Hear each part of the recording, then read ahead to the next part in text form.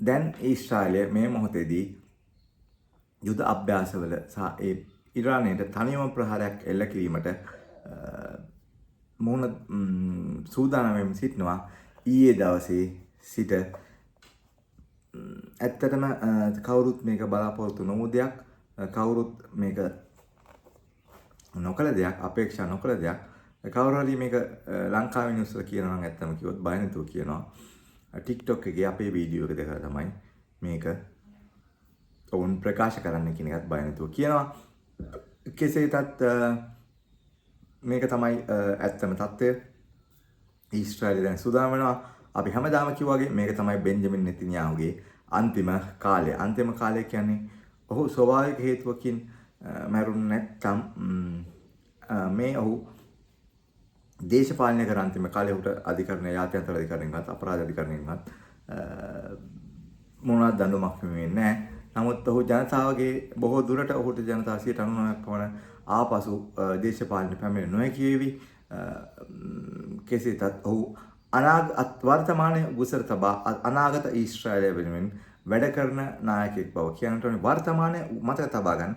වර්තමානයේ උගුසර තබා අනාගතය වෙනුවෙන් වැඩ කරන ඊශ්‍රායල් නායකයා තමයි බෙන්ජමින් නෙතන්යාහු. මේක ඇවිල්ලා අර නෆ්තාලි බෙනට්ගේ පාලන කාලයවත් එවුඩ් බරාක්ගේ පාලන කාලයවත් ඒරියල් ෂෙරෝන්ගේ පාලන කාලය වගේවත් නෙමේ.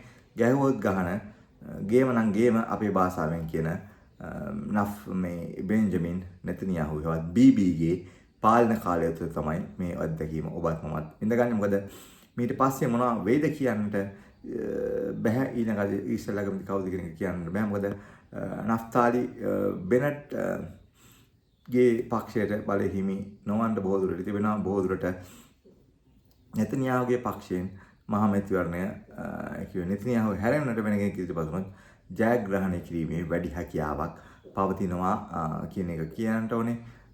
කෙසේතත් දැන් දිගටම යුද්ධ නිසා බෙන්ජමින් නෙතන්යාහුට බලයේ රැඳී සිටීමේ හැකියාවක් ලැබී තිබෙනවා. විපක්ෂ සියල්ලන්ගේම සහයෝගය ඇතෝ කියන එකත් මතක් කරන්නට ඕනේ.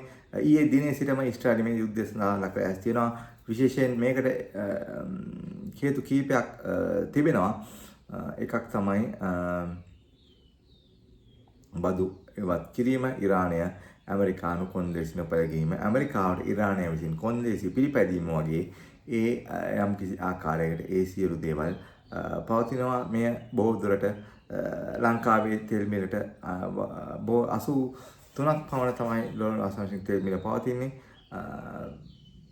ඒ තත්ත්වයන් තුළදී යම් කිසි ආකාරයකට හෝමෝස් සමස්තන්දිය තවදුරටත් කැළඹෙන්නට ඉඩ තිබෙනවා. මේ තත්ත්වයන් තුළදී ඒ හරහා තෙල් මිල ඉහළ යාමේ ප්‍රවණතාවයක් පවතින බව තමයි කියන්නට ඕනේ. කෙසේතත් මේක තමයි යම් කිසි ආකාරයකට දැන් පවතින තත්ත්වය. ඊශ්‍රායල් ලකැස්ති වෙනවා.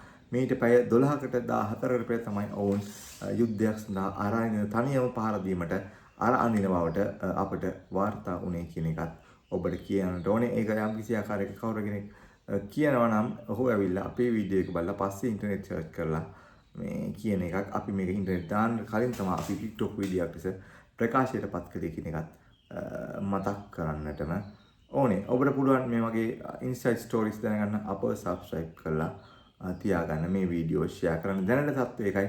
ඊශ්‍රායල් සිටින සියලු දෙනා ප්‍රාය සමන්න ආණ්ඩුවේ උපදෙස් ඊශ්‍රායල් ආණ්ඩුවේ උපදෙස් පිළිපදින්න කියලාත් අපි ඔබට කියනවා. වීඩියෝ කිරීමෙන් වළකින්න මන්ද ඒ වීඩියෝ කරන්න ගිහලා ඔබට තුවාල වුණොත් එහෙම ආණ්ඩුවෙන් ඔබව පිටුවහල් කිරීමේ හැකියාවක් පවතිනවා කියන එකත් මතක් කරන්නට ඕනේ. දැනට අපි සමුගන්නවා. සබ්ස්ක්‍රයිබ් කරන්න, ෂෙයා කරන්න.